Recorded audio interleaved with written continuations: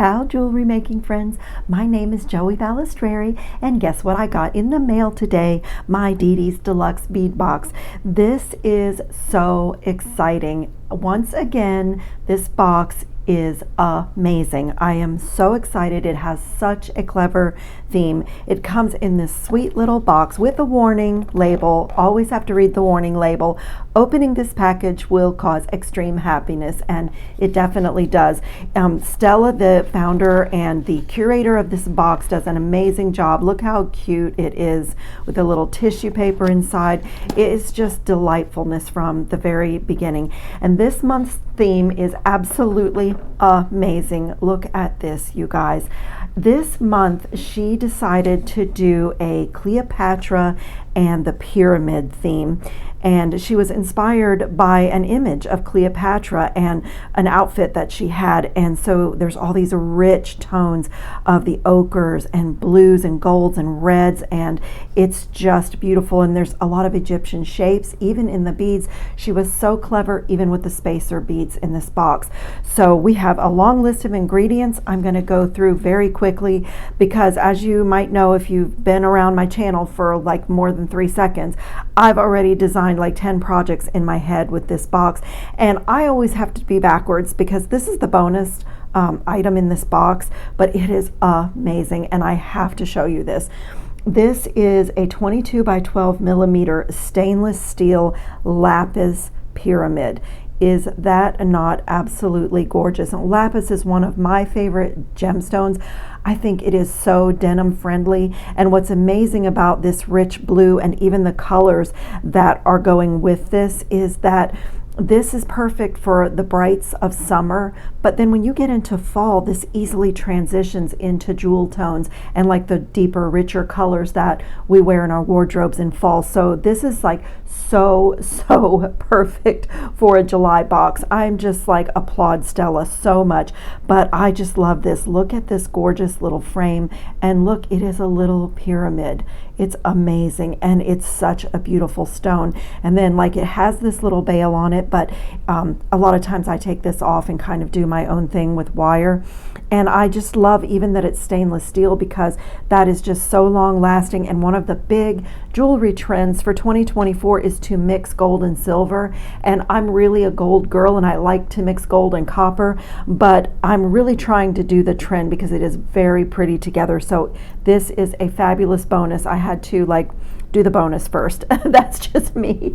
So we'll start at the other perfect thing in this box, and it's really the delight in every box that Stella does, is her Inspire by Czech designer strand. And there's one of these strands that she creates in every box, and they're just amazing. And every month when I see this, I always think, you know, if you didn't want to work too hard, you could just string this and put a beautiful clasp and you have a bracelet. And the way she puts these together, this could also be the focal on a necklace. I never do that because I have too much fun with the beads, but you really could. If you're feeling blocked and you just need to creatively make something, her strands are amazing and they're gorgeous together, but when you cut them apart and when you look at each bead individually, like there's this little teardrop, and it has the Picasso wash on the middle and the side, and then the gold embossing, and there's blue crystals. And look at this gorgeous oval bead. She is incredible about finding unusual Czech glass beads and shaped beads. Just amazing. I have never seen this, and I don't have anything like that in my stash. And I love the focal bead, and this does have a copper wash. So I'm actually loving the idea of mixing copper, gold, and silver. I am not a purist about my metals, so I love to mix like that. And even these little spacers, we have a strand of those as well, but it is just gorgeous. I just love her work. She has a designer's heart. I say that every month when I unbox her box. And then next up is another stunning Really stunning gemstone bead. Look at this. This is a 7.5 inch strand, and it's an 8mm blue mosaic cloisonne impression jasper.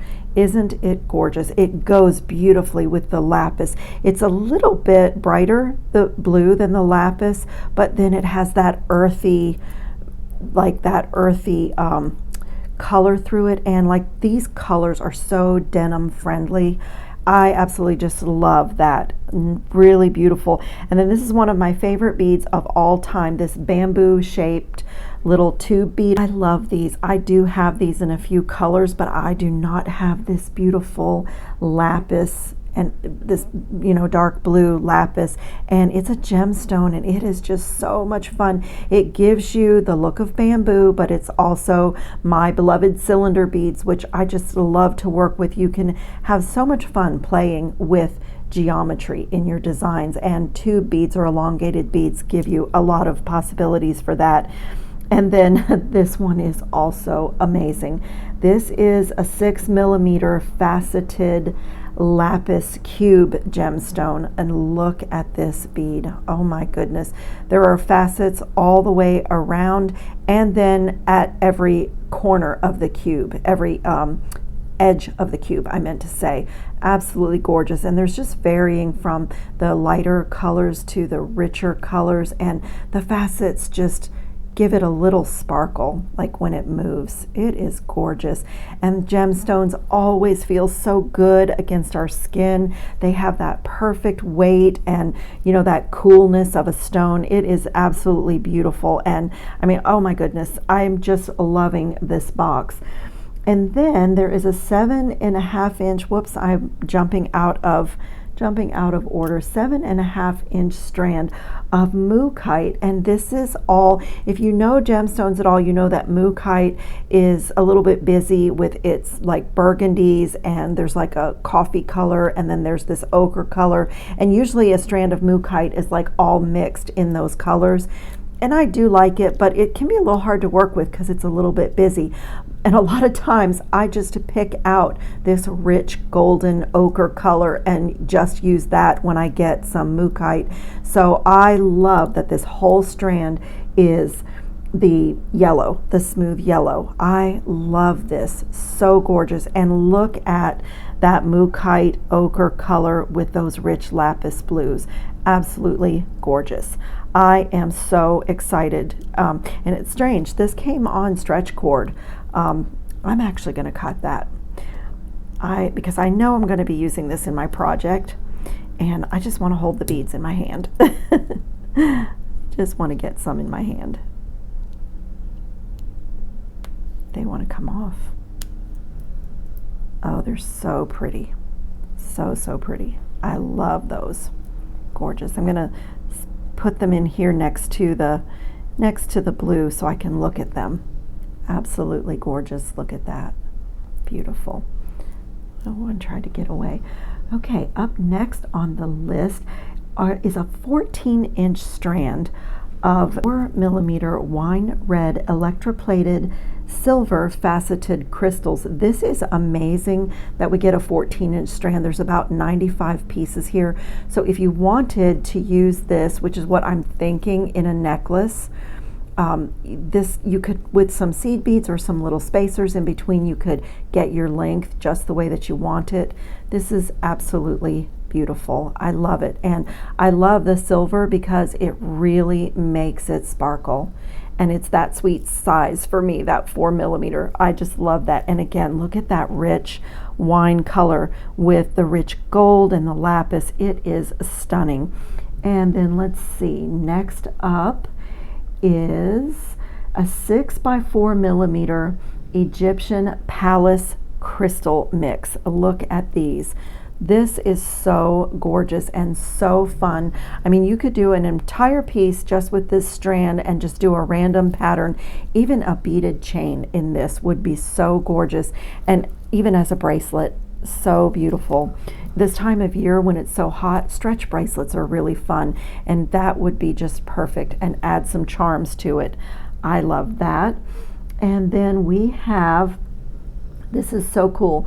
These are 4mm Egyptian pyramids. They're gold-plated hematite, and it's this beautiful little spacer, and it's a little pyramid shape. It's so clever how her theme of the box even goes into the spacer beads, and these are just amazing. When this strand is cut and these are in between the other beads, they just take on a whole new life, and they really, these little like points, these triangles really showcase the other beads. I am crazy for those. And then I love this too. We got 30 pieces of this 6mm bronze hexagon hematite. There's a couple of these on the bead strand as well, but they are so cute. They look, again, I love the geometry in jewelry, but these look a little bit like bolts or washers, you know, that you'd see in a toolbox, but they are wonderful. Again, that little sort of disc shape and with those angles just really makes a stringing project or highlights a drop on an earring just in an amazing way. And then up next, there were 2 pieces of these evil eye. Whoops, I grabbed my little pyramids. There were 2 pieces of this 12mm Egyptian blue check glass evil eye beads. I just love that color of blue, really pretty.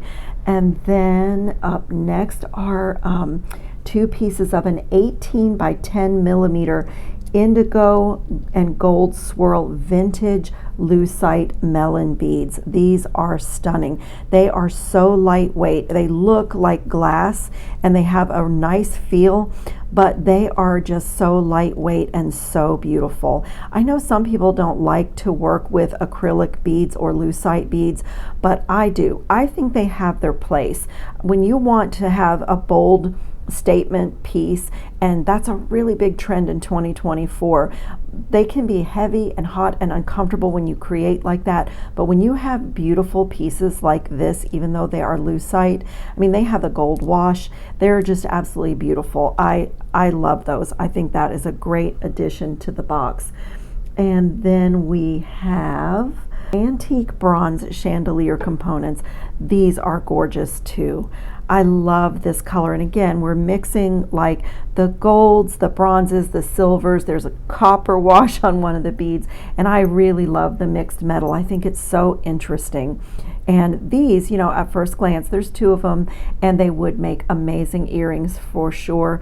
But I look at this and think this would be amazing, just a single one in a bracelet that goes into multi-strand and comes back around to a single strand, you know, with some beads here. I see bracelet when I look at that. I know that's probably weird, but that's what I thought of when I looked at it. And then we have 4 pieces of this 10mm antique bronze. It's a square bead frame, but the little hole in it makes it a diamond because it goes from corner to corner. And you know, I love these for that very reason. If you wanted to just have negative space and have your wire or stringing material showing through the bead, you can. But if you wanted to float a bead in the middle, you can. You just have to pull your stringing material back and get your bead on the stringing material. You know, it's a little tricky to thread a bead frame, but you get your bead on, and then, you know, go ahead through the other side. And then, you know, for fidgeters, you have a bead that spins.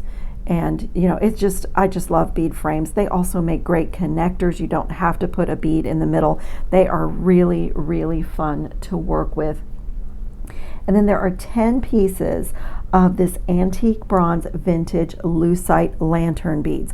Lantern beads are absolutely amazing. They have the most gorgeous shape you can imagine, and honestly, I defy anybody to say these aren't metal. Now, I'm holding them in my hand. They're very lightweight. They do not weigh anything, but they look like a heavy metal bead. And it's awesome because they would never tarnish. They will not be affected by the moist skin of summer or sunscreen, or, you know, it's wonderful. And again, I'm just going to grab a piece of wire, because if you want to do a really bold earring, or a bold stretch bracelet. This looks absolutely stunning, but it is not heavy, and it will stay looking like that for a very long time.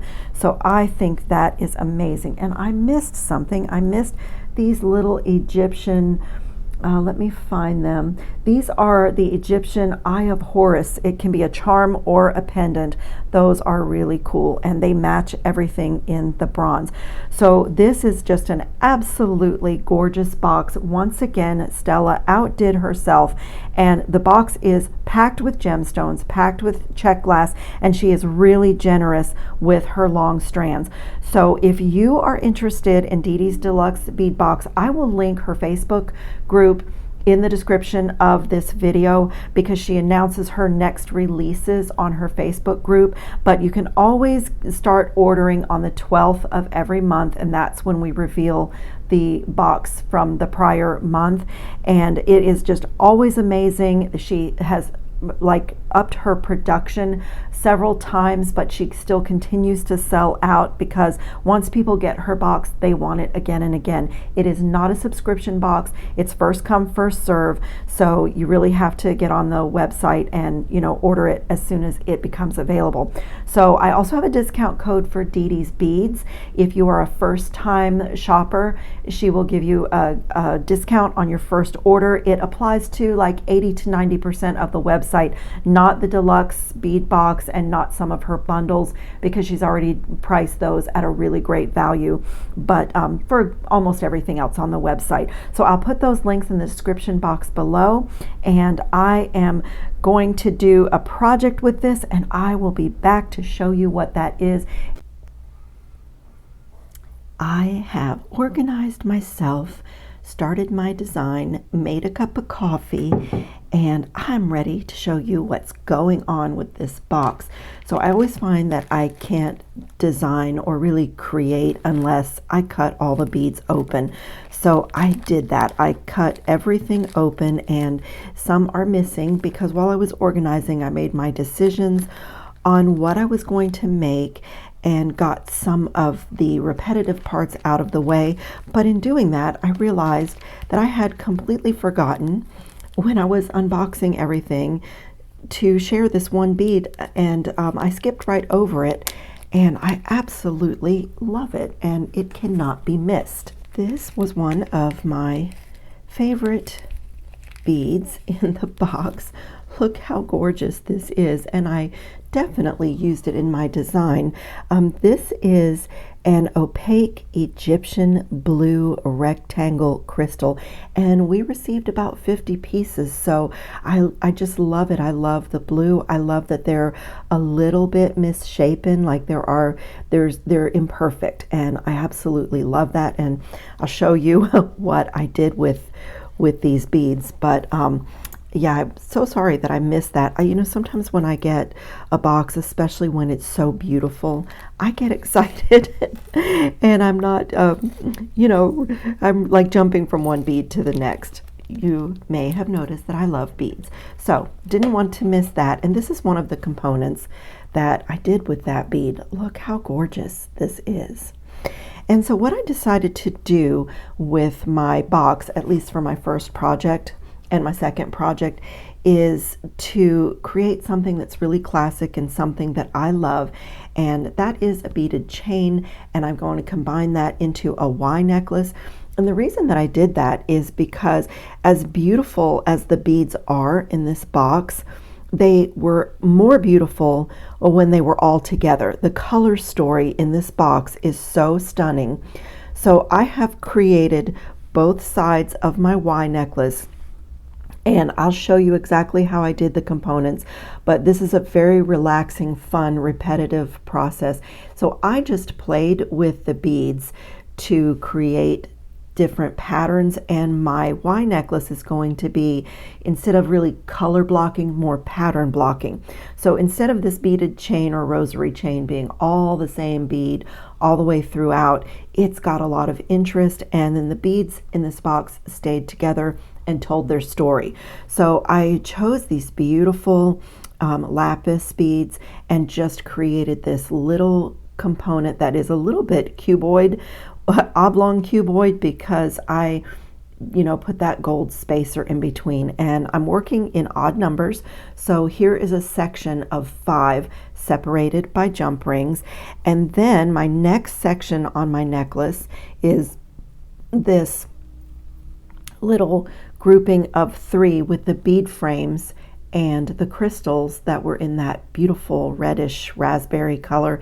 Now I wanted this to fit, I wanted my beads to fit perfectly in this frame, and I actually had to use the hematite spacers from last month's Didi's Deluxe bead box because that was the only pattern I could come up with that like fit right inside the bead frame and still moved freely. But that's my little section of 3. And then I switched to this chain that I just had in my stash, just a leftover chain. It is an antique brass color, solid links, beautiful embossing on both sides of the links, and it's from Purity Beads. I'm an affiliate with them. It's a great company. Many of you have heard me talk about them. They put an e-coating on everything, so it's anti-tarnish. And Didi's Beads is going to start selling some items from Purity Beads on her website. So I thought it would be a good thing. Their chains are amazing. I really love them. And I had purchased this one at a bead show and don't have too much left. So I have cut this apart to kind of create some different sections in my necklace. So that's what you see here. And then this side of the necklace is that little component with that beautiful opaque blue bead and those little pyramid spacers. I just love those. And I did a section of 3 on that and then blended in my chain, just everything connected by an 8mm jump ring that I made myself out of 20 gauge wire. And then I love these bamboo shaped lapis beads, so I had to get those in there. And I cut apart the designer strand and harvested these teardrop beads from that and a couple of other things. So both sides of my necklace are done, and I've decided to put a magnetic clasp on it, which I have here. And so what I need to do is connect and then make the Y intersection of my necklace that will go right here. So this is one drop. I was just playing with stacking the beads. I mean, when you have these amazing shapes and these beautiful colors, it's just so easy to come up with really gorgeous bead patterns. So that's going to be my final drop on my Y. I have a few links of that chain for that final drop. This is one of the beads that I harvested from the designer strand because that's also going to be on my drop, and there were 2 of these on the strand. So the other one is in with the Mookaite. I've separated it, and I have a bracelet design in mind for the beads that are in the little baggies. So, and then this is going to be the Y intersection on my necklace, and I'm going to create a really cool connector for here with this bead as a focal, and I am just loving this. I love classic jewelry that's elegant and timeless. So for me, a beaded chain is that, as well as a Y necklace. Very wearable, very lightweight, but these beads just were more stunning when they were all working together than when I separated them. And you know, I didn't realize that until I cut the strands. So sometimes bead strands are just so beautiful, it's hard to cut them open, but you can't create until you do. So that's what I did, and this is what I felt like just really showcased this box the best. So I'm going to finish this up with you. I'll just show you one more thing because, again, this is a super repetitive process. I saved out some of my favorite beads. I love these. There were only 2 of these little beads on the designer bead strand, but I just love them. And I made these little earring drops, and this is also a ball head pin. It's solid brass with the e-coating from Purity Beads. And those of you who know me, you know that when I make earrings for myself, I just put my loop at the top, no ear wire, because I have interchangeable gold-filled lever back ear wires that I just love, and I have several pairs in my jewelry wardrobe. So I have already done my little earrings to coordinate with my necklace, and so we're going to finish this up together. And I am going to also do another one of these bead frame components. So let me dump this out and get a little piece of wire. And for those of you who are not familiar with how to sort of get beads in a bead frame. It's a little tricky, but it's fun. So I'm going to start, because I've used 20 gauge wire on everything and I'm using my one-step looper. So I'm going to start by getting a loop in this little piece of wire. This is the 1.5 millimeter one-step looper, which I've used that for everything in this piece. I just decided to do the really small loop and then connect with an 8 millimeter jump ring, and I just thought it gave kind of a nice look. It's a very eclectic, an eclectic pattern, but I love doing a beaded chain this way. I'm kind of into this right now. It's having a moment for me. And it was inspired by something I saw in an old Sundance catalog where it's the classic beaded chain, but not the same all the way around. So it's a little bit eclectic, a little bit mixed. And it's just, I just love it. And I love it when you have a collection of beads like this because they stay together and they're like more bold, which is another 2024 jewelry trend. So let me move some of these beauties up here. I have found that it is a little bit easier on your bead frames. That's going to give me a problem, that little end that's not perfect to go through. So I have found that on the bead frames, it's sometimes easier, especially when you're putting small beads in the center, that if you lay it down on the mat and then stack it with the beads laying down. You can sometimes do it in your hand, but you just have to back your wire out. And if you didn't see last month's box, there was these gorgeous little gold-plated hematite spacers in last month's Didi's Deluxe bead box. And she's always so generous with her strands. I had a really large strand, a lot left over, and I used it in every project last month. So I just pulled that out because it gave me that little pop of gold. It matches the other hematite, and I just wanted this to be the perfect little fit inside this bead frame. And so this is what I did, is get my beads stacked on the wire, and there I have my little component. And this is just so cool. I love the negative space. I love that everything spins. If you're a fidgeter with your jewelry, these kind of elements are so beautiful. And I just love the mix going from this component to this component to this gorgeous chain. I'm just like really, really pleased with the way that it turned out. So now I'm just going to come and get a simple loop on this side. This time my wire goes all the way through the guide hole. I just gently close my one-step looper, back away a little bit. I want a little bit of space right here so I don't put any stress and I don't ruin the loop on this end. And it makes the cut. Pull everything away from the jaw of the plier, finish the loop, and I pull that component away. So now I can see that this loop is centered on the wire and lined up. Now, if ever you do this and it feels like the loops are not lined up perfectly, you can make a little adjustment with your pliers while it's in the tool, and when you take it away, your little component is done. And so that is what I did for this entire necklace on everything that you see. And so it's very repetitive. So that's what I did. And this little component is going to be part of my final drop. And so what we'll do is kind of work our way up from the final drop. So I just put my pattern that I'm going to do on here, but I'm going to slide these off because my final drop is going to have a little spiral.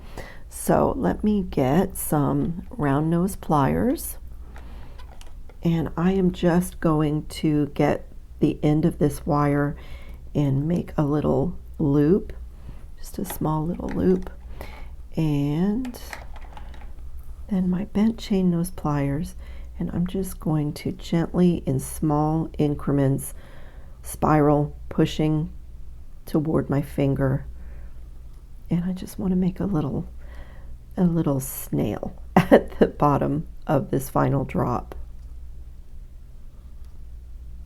So in essence, this is a head pin that's handmade and has this little spiral at the bottom.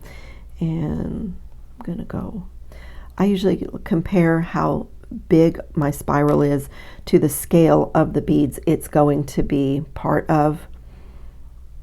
And I'm gonna go one more, just use up the whole length. And then I'm gonna come here and get a hold of the wire and bend it straight up. So I have just made this beautiful little head pin, and now my beads can go back on in the order that I designed them. Oh, and a box like this is just so amazing for pattern play. If you love playing with beads, this is amazing to get a box with all these amazing shapes, some sparkly, some more matte, some opaque, and the little gold accents. And I just love this little pyramid bead. It's small, but it is mighty. And now I'm going to do the exact same thing. I'm going to put my wire through the guide hole of my one-step looper and just put a simple loop right at the top of this little charm. I really enjoy making my own charms and head pins because they are truly artisan, one of a kind. And when you get a box like this where you have stunning beads, you know, it personalizes it, customizes it, so it's one of a kind. So that's my final little drop for my Y necklace. And let's see, I'm going to go ahead and make this one as well. This is my intersection of my Y, and then decide the order in which I'm going to attach everything. So for this, I'm going to take a little bit longer piece of that same 20 gauge wire and just smooth it out. And I think I'm going to do wrapped loops for my center component, just because I want to secure this beautiful flower coin bead facing forward. So let's start on this end, and I'm going to put a 90-degree bend. I'm going to go a little bit slow. I get a lot of messages that there are a lot of people in the community that are brand new to jewelry making, so I'm going to try to slow down on some of these more basic things. So 90-degree bend in the wire. It's a little bit long, so forgive me for being in the camera lens. And then I'm just going to choose kind of like the medium spot on the barrel of my round nose pliers. The further back you place your wire, the bigger your loop will be. It's cone shaped, so the more close to the tip you are, the smaller your loop will be. And then I'm just going to bring that wire over the top barrel of the plier like that. And now in order to keep making my loop, I have to get this out of my way. So I'm going to rotate. And now what was the bottom barrel is now on the top of my wire. And now I can continue bringing this wire around. And now I'll look at it this way. And just if I need to roll my wrist back, if I need to do anything to straighten the loop on the wire, I can. And now when I remove my round nose pliers, I have this beautiful, perfect loop. And then I like my bent chain nose pliers. You can also use regular chain nose pliers, but I hold them backwards and just lock that into place. And then you'll get your own rhythm with this. If my wire is long enough here, I can do this wrapping with my fingers, but sometimes I'll grab my other set of pliers. And for me, I fuss a little bit with my jewelry, so I want that to go around to the back. And can you see how my coils are a little bit separated on this one? So I'll just take my pliers, and I tend to be a little bit of a perfectionist with my jewelry, but honestly, you could do messy wraps if you like that look. There's no right or wrong. And I have to say too, I love my one-step looper, especially when I'm doing a beaded chain or a necklace where I'm repeating the same thing over and over again. It really saves my hand. But simple loops are simple loops. So if you love doing them with your pliers, if you're adept at it, if you don't have problems with your hand when you're making jewelry, get those simple loops in there whatever works for you. I hear some people absolutely hate that one-step looper, and some people can't live without it. So everybody's little method and their creative process is a little bit different. So I did want one of the Mookaite pieces in here. I think, let's see, I think I'm going to leave it kind of plain on the bottom of this little stack, because that's where the rest of my Y is going to be. And I want this gold little, a little bend in the end of this wire, and it's catching on that bead. I'm going to put this little, I love these spacers. Look how gorgeous that is underneath the round Mookaite bead. I'm just going to, I'm pretty pleased with that. And let's see, do I want to add anything else? It's going to be right here. I think I'm just going to do my wrapped loop the same on this end. So let me just grab it. So I just take a hold of the wire really tight next to the bead with my pliers. So this little space, which I know it's very small, but just that little space of the end of the pliers, that's how much space I have to do my wraps. And then it's the same thing. Bend the wire at 90 degrees, then remove that plier and put your round nose plier back in. If you want your loops to be exactly the same, you can take a Sharpie marker and put a mark on your pliers, but I kind of guesstimate. I always place it in about the same way for my average loops. And I'm just going to bend that wire over as far as I can go, and then when I need more space, I rotate out of my way and then go ahead and bring that wire around. I'll roll my wrist back and just make sure that that loop is pretty. And then when I take my pliers away, the loop is most of the way done. Just grab it with my bent chain nose pliers, and I'm just going to go around a few times. I want to secure this bead facing forward, which is why I chose to do a wrapped loop on this component instead of a simple loop. I'm just going to snug that wire in there, and the reason that I took such a long piece of wire is because I want to do a little further embellishment on this, and I'm going to tidy up these loops. I want everything facing forward on this component. Come around one more time and just tuck that wire in there. So because I want this to stay facing forward. And now with this wire, I am going to come across this bead and just wrap around my Mookaite and come up here. Just a little embellishment. And now with this, I'm going to make a little spiral with what's left over, but I want it to be a small one, so I'm going to remove a little length here and come back with my round nose pliers and make another spiral, just so it coordinates with what I've done on my final drop. And then it's the same thing, just gently in small movements, push it against my finger. I'm just going to spiral this wire all the way back to my beads.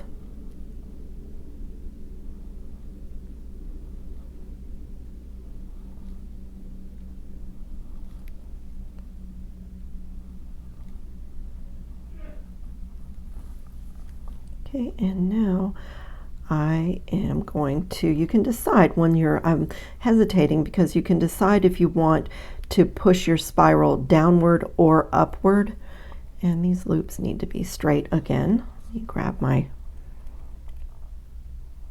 my component here and get these loops straight. Do I want the Mookaite? I think I'm going to opt for pushing this one down. It's going to hide the Mookaite a little bit, but I really love that spiral, and I love the way that it coordinates with what's going to be on the bottom of my piece. And so now I'm just going to start connecting.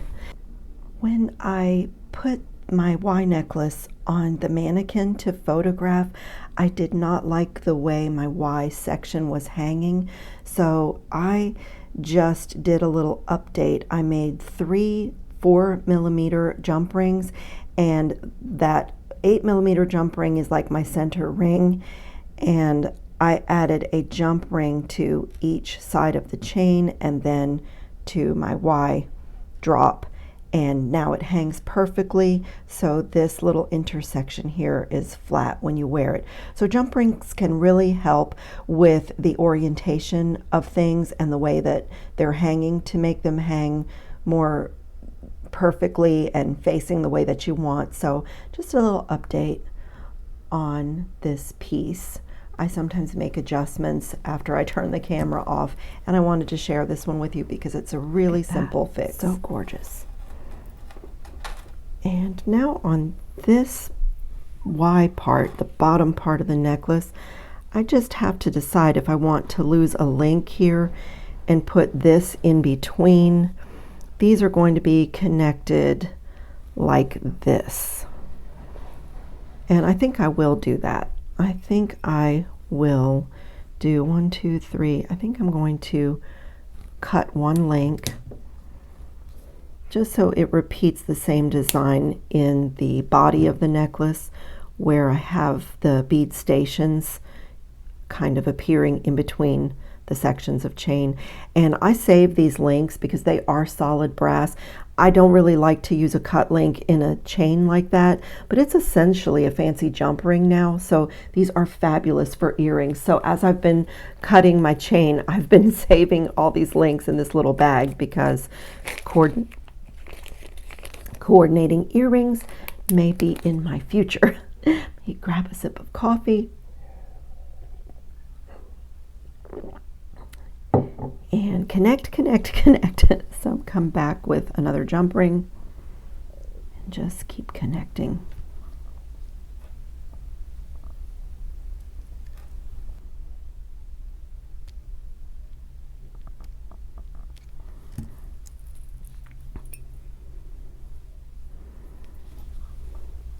And on my final drops, I decided that I was not going to put a jump ring in between each of those, so I'm just going to attach my final little links. Now when I make a Y necklace, actually almost any necklace, I really love long dramatic necklaces. For my own personal style, they make me feel taller and slimmer, and I don't have anything hot and uncomfortable up around my neck. I live in a tropical climate, but as with anything, make it your own if you like this project. And you can also, you know, adjust. You can make really short Y necklaces where the drop is very short. You can do them at 16, 18 inches where it's almost a choker at the top. My version is really long, but that's just me. That's what I like. So the only thing I need to check is to see if I will need a jump ring on my final drop. And I do. I know you probably can't see, but I do need a jump ring on my final drop because, can you see, my spiral is not facing forward. So just jump rings are great for the orientation of a piece. Let me pull out of the camera for one moment, but I'm pretty sure I need a jump ring. Okay, I do need a jump ring, and you know what? I also need 2 jump rings to add my clasp to the back of the necklace. So I will make some jump rings along with you. Again, you know, I get so many messages that newer people to jewelry really like the slower instruction. So this is a pretty straightforward, and many of you have seen me do it. And I hear from a lot of you that you love making your own jump rings. And I do too, because for two reasons. I'm using a wire with an anti-tarnish coating, and also it's the same wire that I used to do the spirals and to make all of these other jump rings and to make my components. So everything matches and it's all in the same wire. So I love this little bail making plier. It only has 2 sizes of bails on it, but those are for me the 2 sizes that I mostly need for a jump ring. This one I think this is an 8mm jump ring. That's the one that I used for all of the jump rings in between each of these components. And then this one I think is a 5. It's pretty small, but it's perfect for adding a clasp, and it will be perfect for my bottom drop. So all you do with this is take your wire. I'm going to start off with a nice blunt cut on the end. And I am just going to put my wire in between the 2 pliers, and I want it to not be able to feel it, because I want to try to get as many circles as I can on the wire. And it's almost the same motion as when we make a spiral. Just press it against my finger and just keep coiling. Little increments all the way down.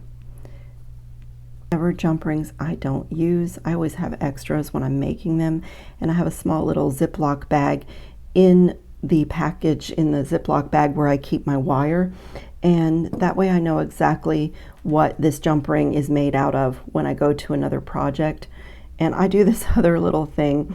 I'm going to take my nylon jaw plier and just get that final little piece of wire snug around, because it may give me another jump ring when I cut. So this is something I do. Switch hands here,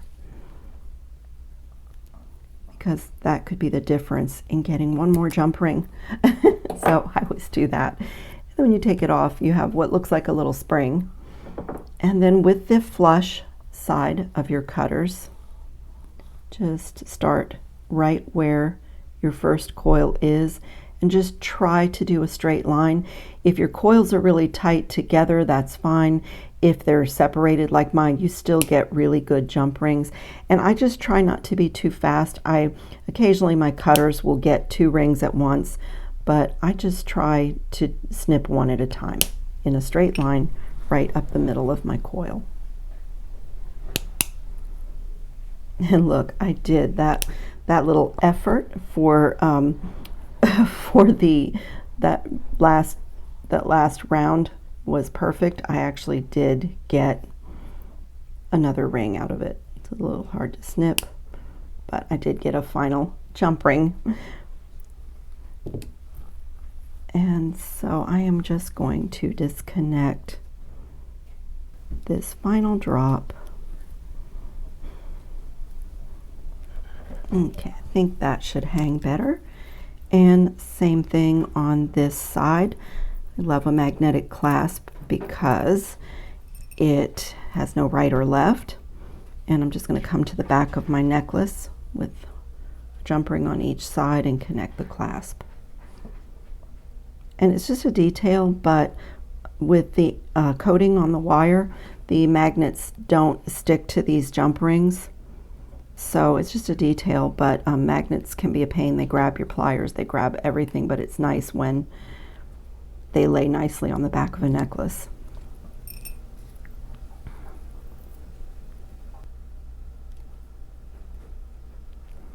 Okay, this beautiful necklace is completely finished. I love it. I love showcasing these beads together. Let me just pull out of the camera. This is another one of my very long designs that I so love to do, but I know that they are always difficult for you to see on the beading mat, but I am thrilled with the way this turned out. Stella of didi'sbeads did another amazing job with her collection. Look at this section. This is just absolutely gorgeous. I just love all the beads in the collection, and I just really love showcasing them in a classic, elegant design like this. Look at this dramatic, gorgeous drop. It's just stunning. So I will put some pictures up at the end of the video, and I have a try-on video coming soon, so I'll put this on my tray to show you what it looks like on a person, because this is my personal style. This is really what I wear, and I just love it, with simple wire and gorgeous beads. So I will leave links in the description box to Didi's Beads and Purity Beads. You can check out their chains, and check on Didi's Beads website. I don't know, I haven't had time to check and see if she has any of the Purity Beads items on her website yet, but if she does not, it's coming very, very soon. And I thank you so much for watching, and I hope everyone is safe and well and having fun on your beading mats, and I will see you in the next video. Ciao, jewelry making friends.